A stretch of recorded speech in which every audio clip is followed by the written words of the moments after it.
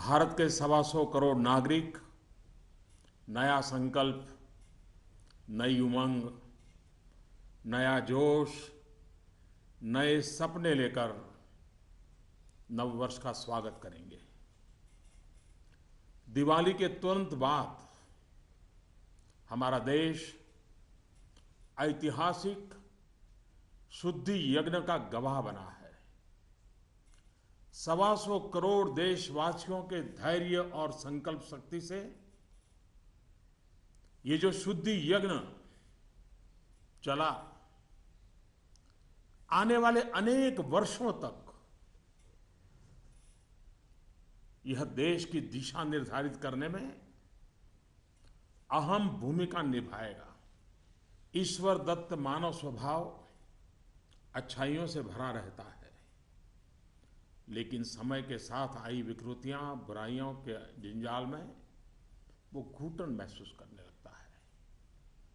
भीतर की अच्छाइयों के कारण विकृतियां और बुराइयों की घुटन से बाहर निकलने के लिए वो छटपटाता रहता है। हमारे राष्ट्र जीवन और समाज जीवन में भ्रष्टाचार, काला धन, जाली नोटों के जाल ने ईमानदार को भी घुटने टेकने के लिए मजबूर कर दिया था। उसका मन स्वीकार नहीं करता था, लेकिन उसे परिस्थितियों को सहना पड़ता था, मजबूरन स्वीकार करना पड़ता था। दिवाली के बाद की घटनाओं से ये सिद्ध हो चुका है कि करोड़ों देशवासी ऐसी घुटन से मुक्ति के अवसर की तलाश कर रहे थे। हमारे देशवासियों की अंतर ऊर्जा को हमने कई बार अनुभव किया है। चाहे सन 62 की लड़ाई हो, 65 की लड़ाई हो, 71 की लड़ाई हो, करगिल का युद्ध हो, भारत के कोटि कोटि नागरिकों की संगठित शक्तियों और अप्रतिम देशभक्ति के हमने दर्शन किए हैं। कभी ना कभी बुद्धिजीवी वर्ग इस बात की चर्चा जरूर करेगा कि बाह्य शक्तियों के सामने तो देशवासियों का संकल्प सहज बात है, लेकिन जब देश के कोटि कोटि नागरिक अपने ही भीतर घर कर गई बीमारियों के खिलाफ, बुराइयों के खिलाफ, विकृतियों के खिलाफ लड़ाई लड़ने के लिए मैदान में उतरते हैं, तो वो घटना हर किसी को नए सिरे से सोचने के लिए प्रेरित करती है। दिवाली के बाद लगातार देशवासी दृढ़ संकल्प के साथ, अप्रतिम धैर्य के साथ, त्याग की पराकाष्ठा करते हुए, कष्ट झेलते हुए बुराइयों को पराजित करने के लिए लड़ाई लड़ रहे हैं। जब हम कहते हैं कि कुछ बात है कि हस्ती मिटती नहीं हमारी, कुछ बात है कि हस्ती मिटती नहीं हमारी, इस बात को देशवासियों ने जी करके दिखाया है। कभी लगता था सामाजिक जीवन की बुराइयां, विकृतियां जाने अनजाने में, इच्छा अनिच्छा से हमारी जिंदगी का हिस्सा बन गए हैं। लेकिन 8 नवंबर के बाद की घटनाएं हमें पुनर्विचार करने के लिए मजबूर करती हैं। 125 करोड़ देशवासियों ने तकलीफें झेलकर, कष्ट उठाकर ये सिद्ध कर दिया है कि हर हिंदुस्तानी के लिए सच्चाई और अच्छाई कितनी अहमियत रखती है। काल के कपाल पर यह अंकित हो चुका है कि जनशक्ति का सामर्थ्य क्या होता है, उत्तम अनुशासन किसे कहते हैं, अपप्रचार की आंधी में सत्य को पहचानने की विवेक बुद्धि किसे कहते हैं, सामर्थ्यवान बेबाक बेईमान के सामने ईमानदारी का संकल्प कैसे विजय पाता है, गरीबी से बाहर निकलने को आतुर जिंदगी भव्य भारत के निर्माण के लिए क्या कुछ नहीं कर सकती। देशवासियों ने जो कष्ट झेला है वो भारत के उज्जवल भविष्य के लिए नागरिकों के त्याग की मिसाल है। 125 करोड़ देशवासियों ने संकल्पबद्ध होकर अपने पुरुषार्थ से, अपने परिश्रम से, अपने पसीने से उज्जवल भविष्य की आधारशिला रखी है। आमतौर पर जब अच्छाई के लिए आंदोलन होते हैं तो सरकार और जनता आमने सामने होती है। यह इतिहास की ऐसी मिसाल है जिसमें सच्चाई और अच्छाई के लिए सरकार और जनता दोनों मिलकर कंधे से कंधा मिलाकर लड़ाई लड़ रहे हैं।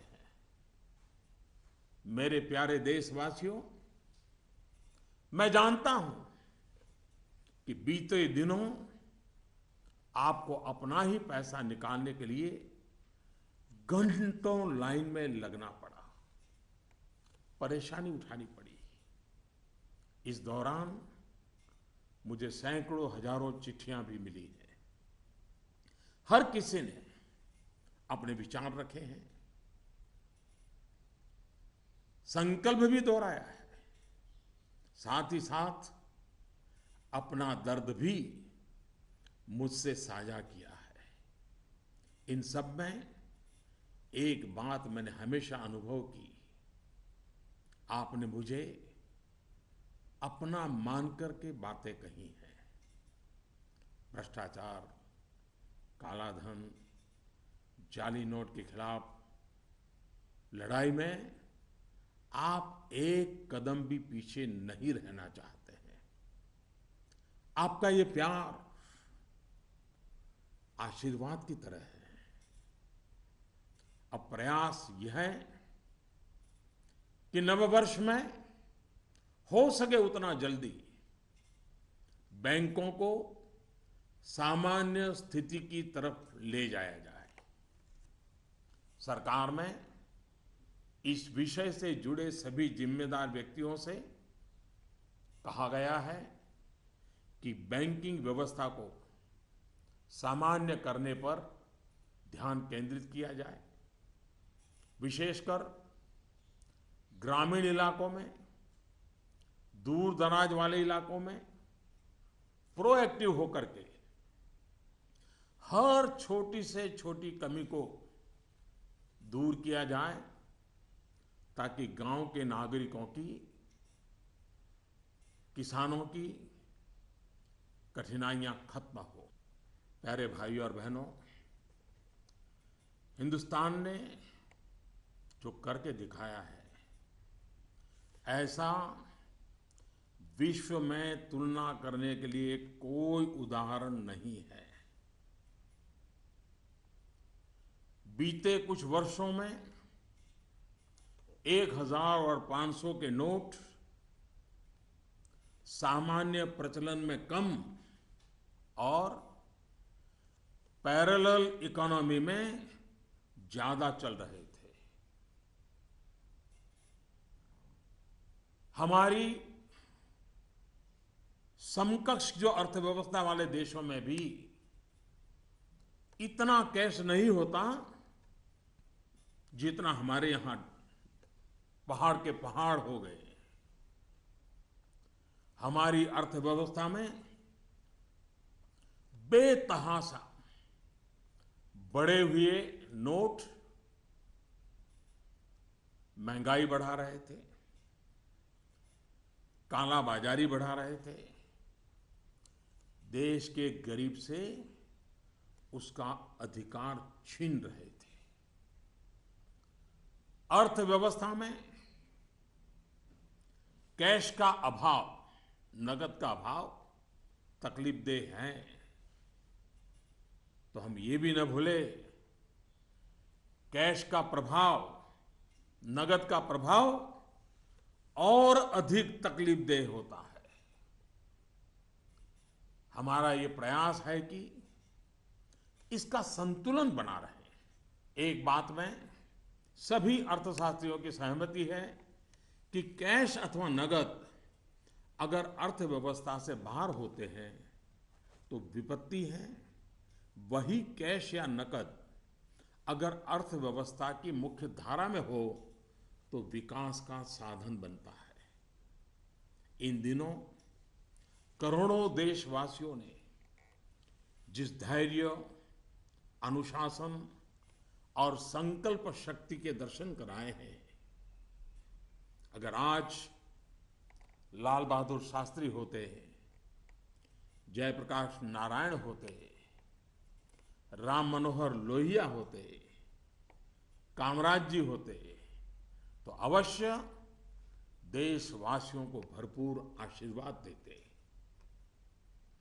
किसी भी देश के लिए ये एक शुभ संकेत है कि उसके नागरिक कानून और नियमों का पालन करते हुए गरीबों की सेवा में, सरकार की सहायता के लिए मुख्य धारा में वापस आना चाहते हैं।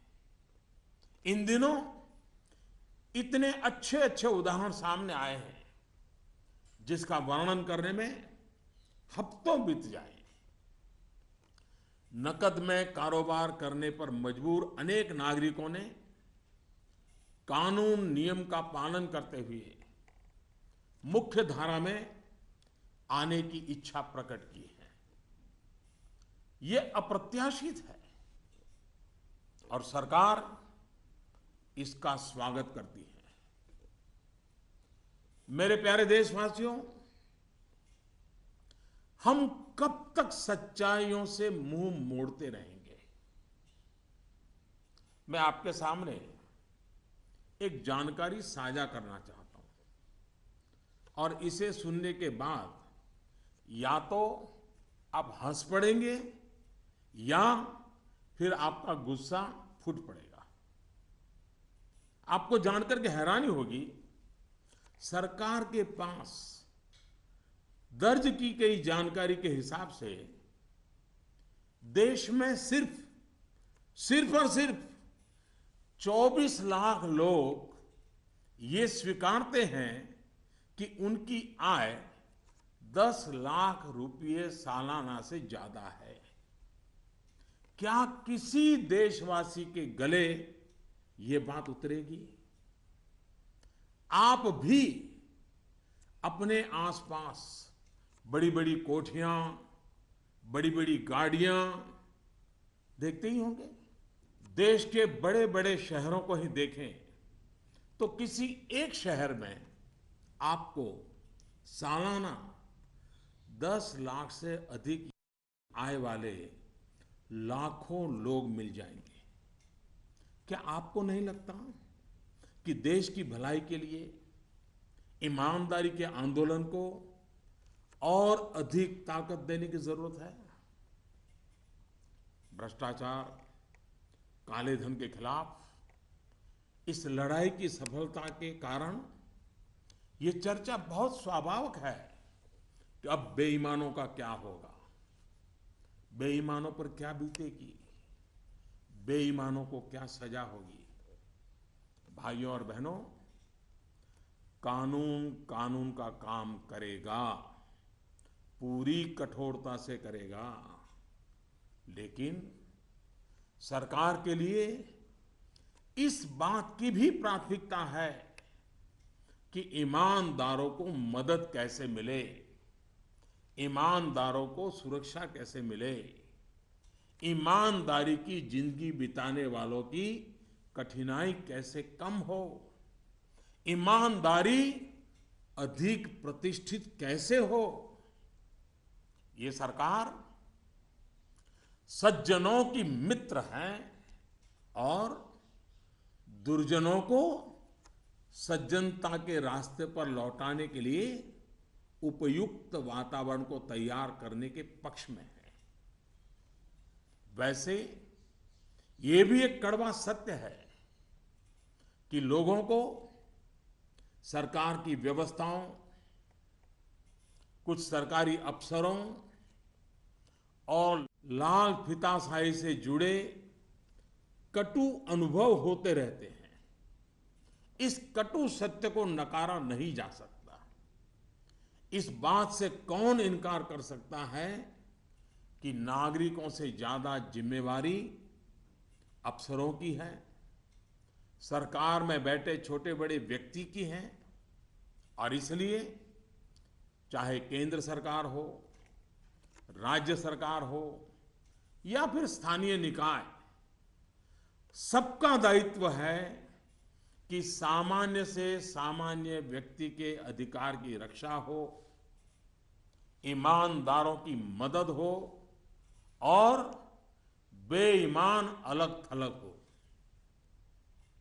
दोस्तों, पूरी दुनिया में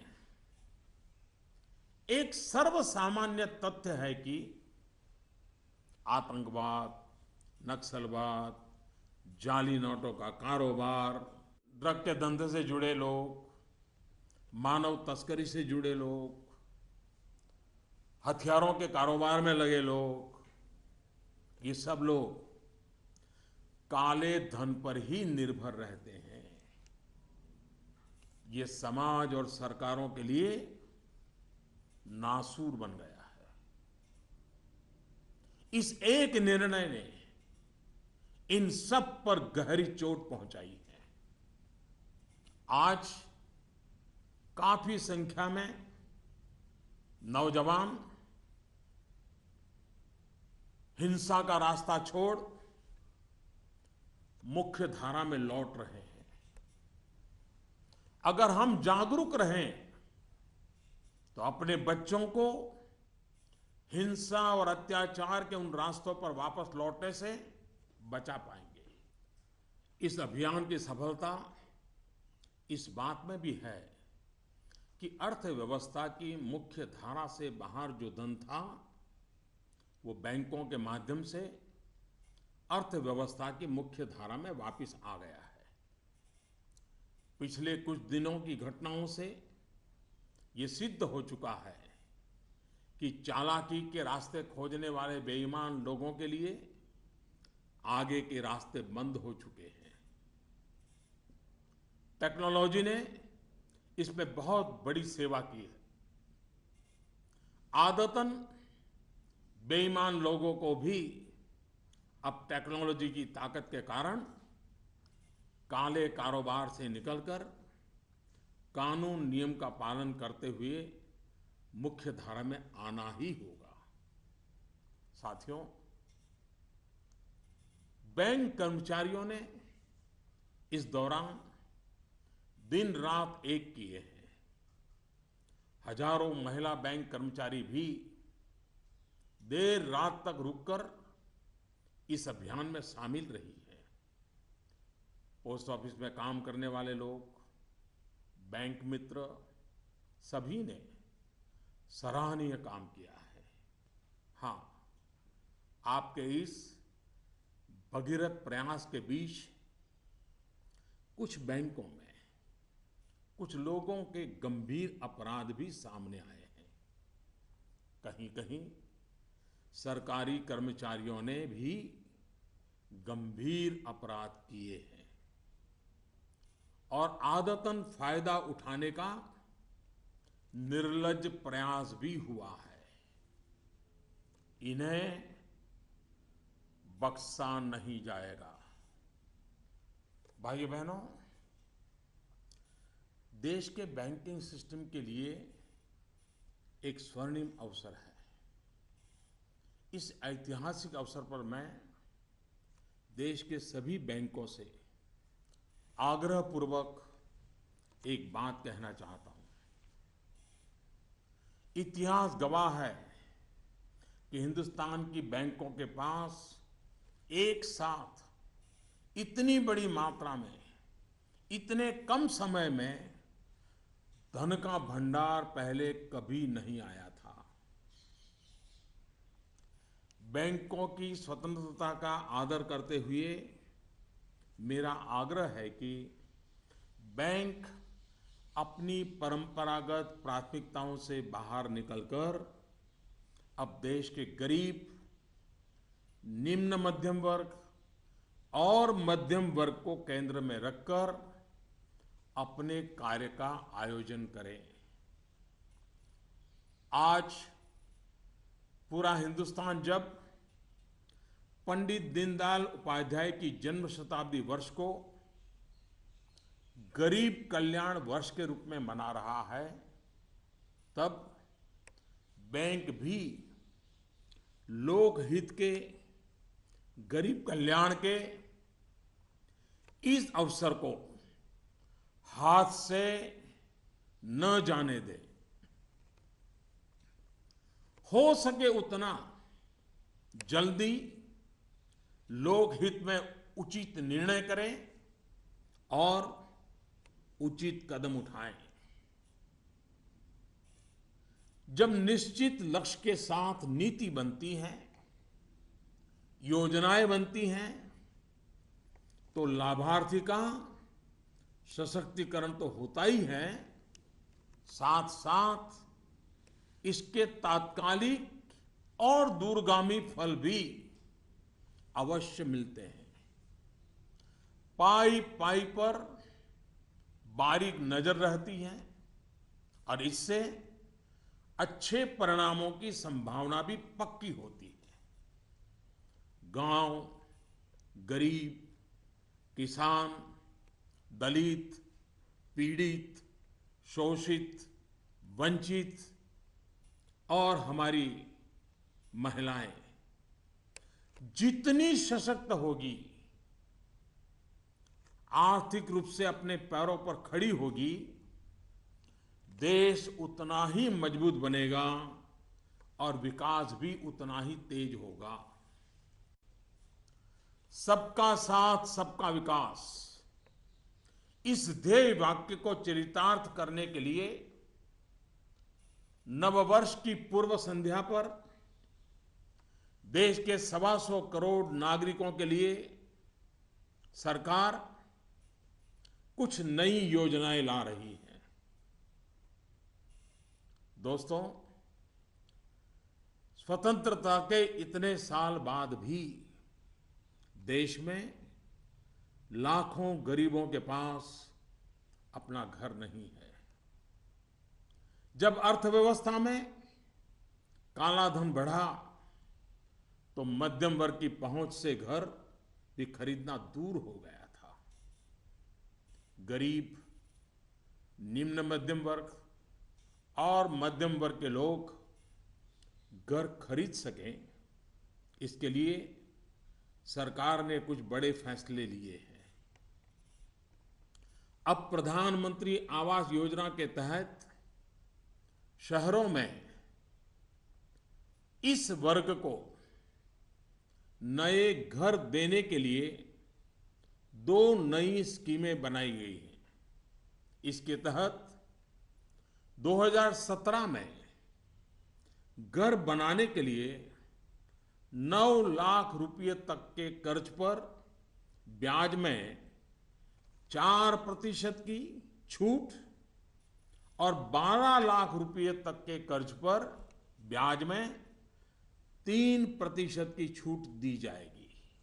सरकार ने प्रधानमंत्री आवास योजना के तहत गांवों में बनने वाले घरों की संख्या को बढ़ा दिया है। यानी जितने घर पहले बनने वाले थे, उससे 33% ज्यादा घर बनाए जाएंगे। गांवों के निम्न मध्यम वर्ग और मध्यम वर्ग के लोगों की जरूरतों को ध्यान में रखते हम एक नई योजना शुरू करने जा रहे हैं। 2017 में गांव में रहने वाले जो लोग अपने घर का निर्माण करना चाहते हैं या पुराने घर में कोई विस्तार करना चाहते हैं, एक दो कमरे और बनाना चाहते हैं, ऊपर एक आध नई मंजिल बनाना चाहते हैं, उन्हें 2 लाख रुपए तक के ऋण में 3% ब्याज की छूट दी जाएगी। दोस्तों, बीते दिनों चारों तरफ ऐसा वातावरण बना दिया गया था कि देश की कृषि बर्बाद हो गई है। ऐसा वातावरण बनाने वालों को मेरे देश के किसानों ने करारा जवाब दिया है।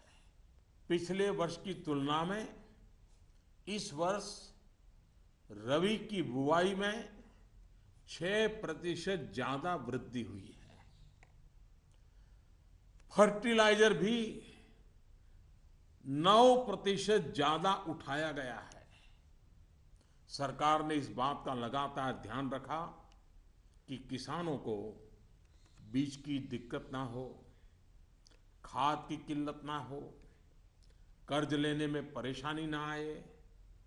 अब किसान भाइयों के हित में कुछ और अहम निर्णय भी लिए गए हैं। डिस्ट्रिक्ट कोऑपरेटिव सेंट्रल बैंक और प्राइमरी सोसाइटी से जिन किसानों ने खरीफ और रबी की बुआई के लिए कर्ज लिया था, उस कर्ज के 60 दिन का ब्याज सरकार वहन करेगी और किसानों के खातों में ट्रांसफर करेगी। कोऑपरेटिव बैंक और सोसाइटी से किसानों को और ज्यादा कर्ज मिल सके, इसके लिए उपाय किए गए हैं। नाबार्ड ने पिछले महीने 21,000 करोड़ रुपए की व्यवस्था की थी। अब सरकार इसे लगभग 2 गुना करते हुए इसमें 20,000 करोड़ रुपए और जोड़ रही है। इस रकम को नाबार्ड कोऑपरेटिव बैंक और सोसाइटीज को कम ब्याज पर देगा और इससे नाबार्ड को जो आर्थिक नुकसान होगा उसे भी सरकार वहन करेगी।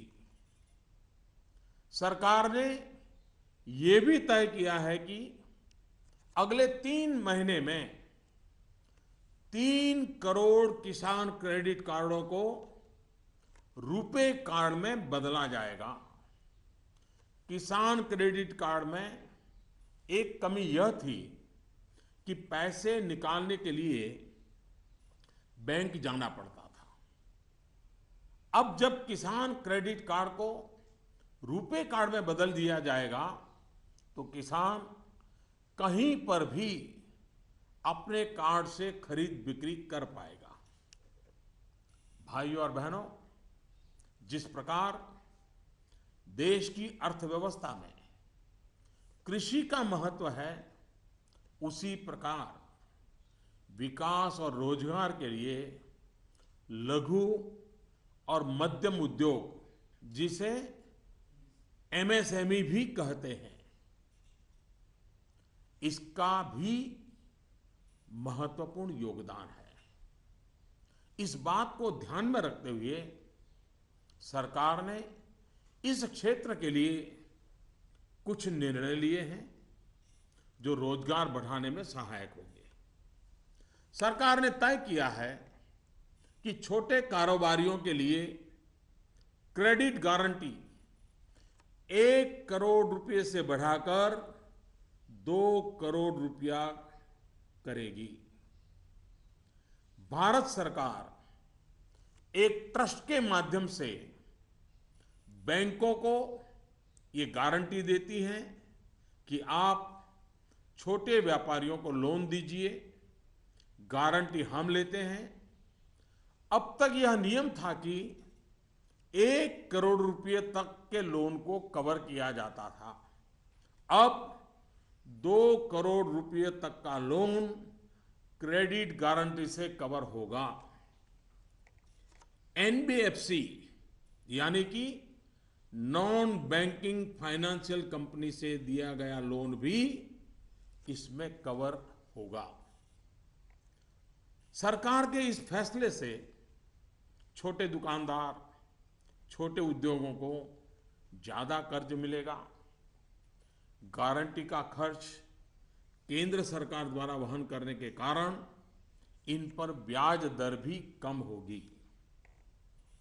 सरकार ने बैंकों को ये भी कहा है कि छोटे उद्योगों के लिए कैश क्रेडिट लिमिट को 20% से बढ़ाकर 25% करें। इसके अलावा डिजिटल माध्यम से हुए ट्रांजैक्शन पर वर्किंग कैपिटल लोन 20% से बढ़ाकर 30% तक करने को कहा गया है। नवंबर में इस सेक्टर से जुड़े बहुत से लोगों ने कैश डिपॉजिट किया है। बैंकों को कहा गया है कि वर्किंग कैपिटल तय करते वक्त इस बात का भी संज्ञान लिया जाए। कुछ दिन पहले ही सरकार ने छोटे कारोबारियों को टैक्स में बहुत बड़ी राहत देने का भी निश्चय किया था। जो कारोबारी साल में 2 करोड़ रुपए तक का व्यापार करते हैं, उनके टैक्स की गणना 8% आय को मानकर की जाती थी। अब ऐसे व्यापारी के डिजिटल लेन देन पर टैक्स की गणना 6% आय मानकर के की जाएगी। इस तरह उनका टैक्स काफी कम हो जाएगा। दोस्तों, मुद्रा योजना की सफलता निश्चित तौर पर बहुत ही उत्साहवर्धक रही है। पिछले साल करीब करीब 3.5 करोड़ लोगों ने इसका फायदा उठाया है। दलित, आदिवासी, पिछड़ों एवं महिलाओं को प्राथमिकता देते हुए सरकार का इसे अब डबल करने का इरादा है। मैं माताओं बहनों से भी एक बात करना चाहता हूं। गर्भवती महिलाओं के लिए भी एक देशव्यापी योजना की शुरुआत की जा रही है। अब देश के सभी 650 से ज्यादा जिलों में सरकार गर्भवती महिलाओं को अस्पताल में पंजीकरण और डिलीवरी, टीकाकरण और पौष्टिक आहार के लिए 6,000 रुपये की आर्थिक मदद करेगी। ये राशि गर्भवती महिलाओं के अकाउंट में ट्रांसफर की जाएगी, सीधी उनके खाते में जमा कर दी जाएगी। देश में माता मृत्यु दर को कम करने में इस योजना से बड़ी सहायता मिलेगी। वर्तमान में ये योजना सिर्फ 4,000 रुपये की आर्थिक मदद और पायलट प्रोजेक्ट के रूप में सिर्फ 53 जिलों में चलाई जा रही है। भारत में सीनियर सिटीजन्स, वरिष्ठ नागरिकों की संख्या भी बहुत है। सरकार ने सीनियर सिटीजन्स का भी विशेष ध्यान रखा है। सरकार वरिष्ठ नागरिकों के लिए भी एक स्कीम शुरू करने जा रही है। बैंक में ज्यादा पैसा आने पर अक्सर बैंक डिपॉजिट पर इंटरेस्ट रेट घटा देते हैं। वरिष्ठ नागरिकों पर इसका प्रभाव ना हो इसलिए 7.5 लाख रुपए तक की राशि पर 10 साल तक के लिए सालाना 8% का इंटरेस्ट रेट ब्याज दर सुरक्षित किया जाएगा। ब्याज की ये राशि वरिष्ठ नागरिक हर महीने प्राप्त कर सकते हैं। भ्रष्टाचार, काला धन की जब भी चर्चा होती है तो राजनेता, राजनीतिक दल, चुनाव का खर्च, ये सारी बातें चर्चा के केंद्र में रहती है। अब वक्त आ चुका है कि सभी राजनेता और सभी राजनीतिक दल देश के ईमानदार नागरिकों की भावनाओं का आदर करें, जनता के आक्रोश को समझें। ये बात सही है कि राजनीतिक दलों ने समय समय पर व्यवस्था में सुधार के लिए सार्थक प्रयास भी किए हैं। सभी दलों ने मिलकर के स्वेच्छा से अपने ऊपर बंधनों को स्वीकार किया है। आज आवश्यकता है कि सभी राजनेता और सभी राजनीतिक दल होलियर देन दाऊ इससे अलग हट करके मिल बैठ करके पारदर्शिता को प्राथमिकता देते हुए भ्रष्टाचार और काले धन से राजनीतिक दलों को मुक्त कराने की दिशा में सही कदम उठाएं। हमारे देश में सामान्य नागरिक से लेकर के राष्ट्रपति जी तक सभी ने लोकसभा, विधानसभा का चुनाव साथ साथ कराए जाने के बारे में कभी न कभी कहा है। आए दिन चल रहे चुनावी चक्र, उससे उत्पन्न आर्थिक बोझ तथा प्रशासन व्यवस्था पर बने बोझ से मुक्ति पाने की बात का समर्थन किया है। अब समय आ गया है कि इस पर बहस हो, सार्थक बहस हो और रास्ता खोजा जाए। हमारे देश में हर सकारात्मक परिवर्तन के लिए हमेशा स्थान रहा है। अब डिजिटल लेन देन, ऑनलाइन पेमेंट या ई पेमेंट को लेकर के समाज में काफी सकारात्मक परिवर्तन देखा जा रहा है। ज्यादा से ज्यादा लोग इससे जुड़ रहे हैं। कल ही सरकार ने बाबा साहेब भीमराव अंबेडकर के नाम पर डिजिटल ट्रांजैक्शन के लिए पूरी तरह एक स्वदेशी प्लेटफॉर्म भीम लॉन्च किया है। भीम यानी भारत इंटरफेस फॉर मनी। मैं देश के युवाओं से, व्यापारी वर्ग से, किसानों से आग्रह करता हूं कि भीम से ज्यादा जुड़े। साथियों, दिवाली के बाद जो घटनाक्रम रहा, निर्णय हुए, नीतियां बनी, इनका मूल्यांकन अर्थशास्त्री तो करेंगे ही, लेकिन अच्छा होगा कि देश के समाजशास्त्री, इतिहासविद भी इस पूरे घटनाक्रम, निर्णय और नीतियों का मूल्यांकन करें।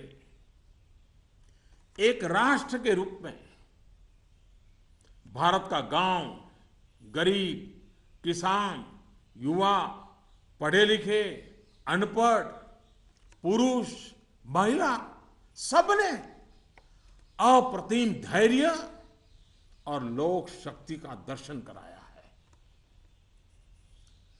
कुछ समय के बाद 2017 का नया वर्ष प्रारंभ होगा।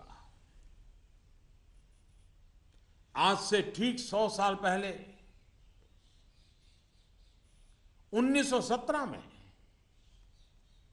महात्मा गांधी के नेतृत्व में चंपारण में पहली बार सत्याग्रह का आंदोलन आरंभ हुआ था। इन दिनों हमने देखा कि 100 वर्ष के बाद भी हमारे देश में सच्चाई और अच्छाई के प्रति सकारात्मक संस्कार का मूल्य है। आज महात्मा गांधी नहीं है, परंतु उनका यह मार्ग जो हमें सत्य का आग्रह करने के लिए प्रेरित करता है, वह सर्वाधिक उपयुक्त है। चंपारण सत्याग्रह की शताब्दी के अवसर पर हम फिर एक बार महात्मा गांधी का पुण्य स्मरण करते हुए सत्य के आग्रही बनेंगे तो सच्चाई और अच्छाई की पटरी पर आगे बढ़ने में कोई कठिनाई नहीं आएगी। भ्रष्टाचार और काले धन के खिलाफ इस लड़ाई को हमें रुकने नहीं देना है। सत्य का आग्रह संपूर्ण सफलता की गारंटी है। 125 करोड़ का देश हो, 65% जनसंख्या 35 साल से कम उम्र के नौजवानों की हो, साधन भी हो, संसाधन भी हो और सामर्थ्य में कोई कमी ना हो, ऐसे हिंदुस्तान के लिए कोई कारण नहीं है कि हमारा देश अब पीछे रह जाए। नववर्ष की नई किरण नई सफलताओं का संकल्प लेकर के आ रही है। आइए हम सब मिलकर चल पड़े, बाधाओं को पार करते चले, एक नए उज्जवल भविष्य का निर्माण करें। बहुत बहुत धन्यवाद। जय Hind.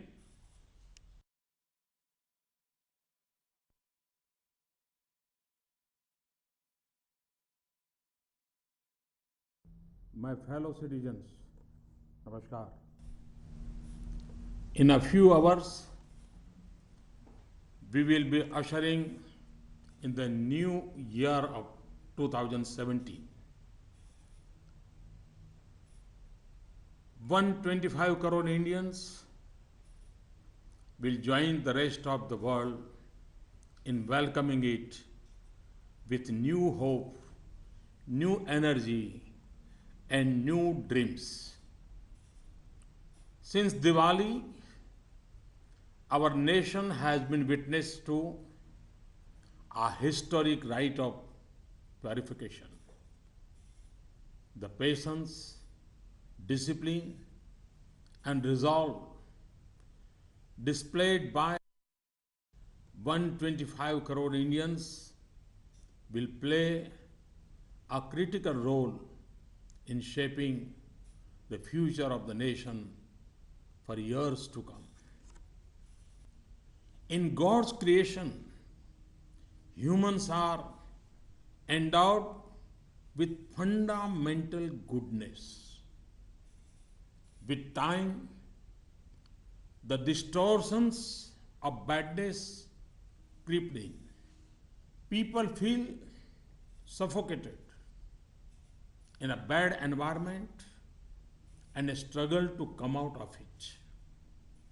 Corruption, black money, and counterfeit notes had become so rampant in India's social fabric that even honest people were brought to their knees.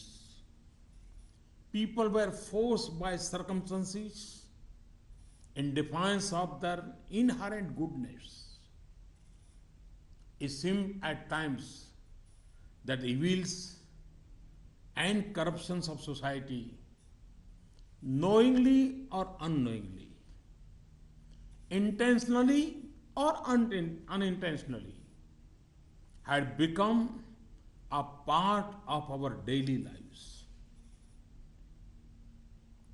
Developments post Diwali have shown that crores of Indians were looking for an escape from this suffocation. We have, during the external aggressions of 1962, 1965, 1977, and Kargil, witnessed the intrinsic strength of our citizens, such as collective energy and patriotism, is understandable in the face of external threats. However, when crores of Indians unite to fight a war against internal evils, it is unparalleled. Indians have, with firm resolve and infinite patience, faced difficulties with a smile, redefining the concept of sacrifice. We have lived these ideals. 125 crore Indians have shown in their fortitude the importance we place in truth and goodness. This has been written on the sands of time. Indians have displayed the strength of people power, utmost discipline, and the ability to discern the truth in a storm of disinformation. They have shown that resolute honesty can defeat dishonesty. They have shown how much even people trapped in poverty are willing to do to build a glorious India.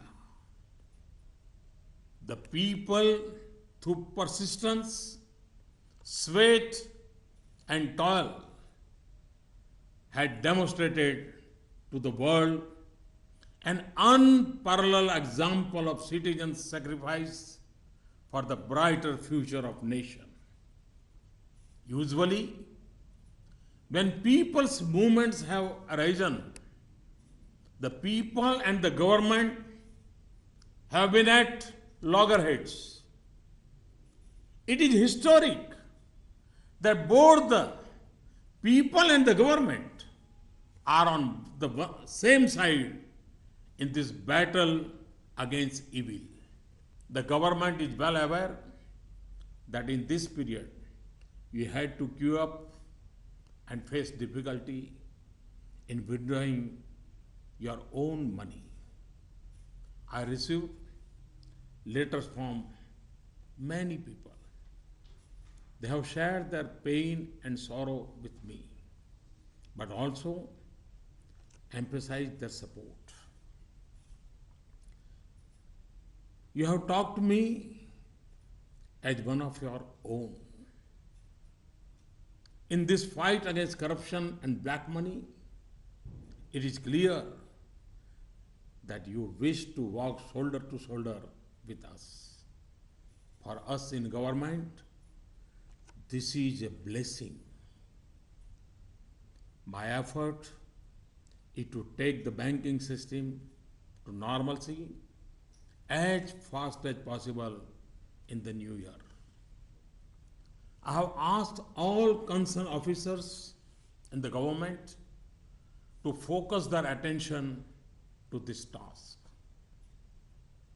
They have especially been told to proactively resolve the problems in rural and remote areas. Friends, there is no precedent globally to what India has done.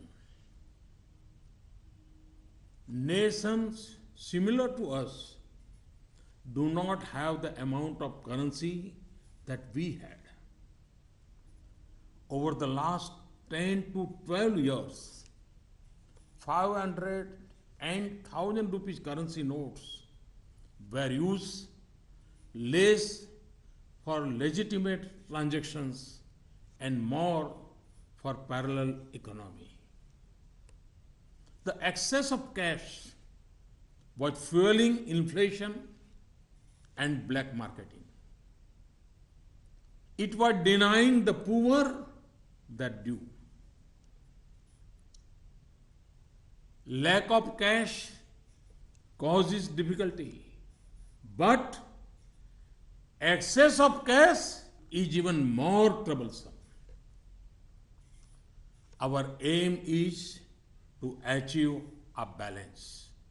Economists agree that when cash is outside the formal economy, it is a cause of worry. When it joins the mainstream, it is an opportunity for development. I'm sure if great sons of India like Jayaprakash Narayan, Lal Bahadur Shastri, Ram Manohar Lohia, Kamaraj ji had been present today, they would have applauded the patience, discipline, and resolve of our countrymen. In the past few weeks, there have been many gratifying instances. It would take weeks to list them. It is a healthy trend for any nation when the people wish to join the mainstream, abiding by the law and helping the government in serving the poor. Friends, how long will we overlook facts that stare us in the face? I wish to share some information with you, which will either make you laugh or make you angry. According to information with the government, there are only 24 lakh people in India who accept that their annual income is more than 10 lakhs rupees. Can we digest this? Look at the big bungalows and big cars around you. If we look at any big city, it would have lakhs of people with annual income of more than 10 lakh. Do you not feel that for the good of the country, this movement for honesty need to be further strengthened? In this fight against corruption and black money, it is natural to debate the fate of the dishonest. What punishment will they get? The law will take its own course with its full force.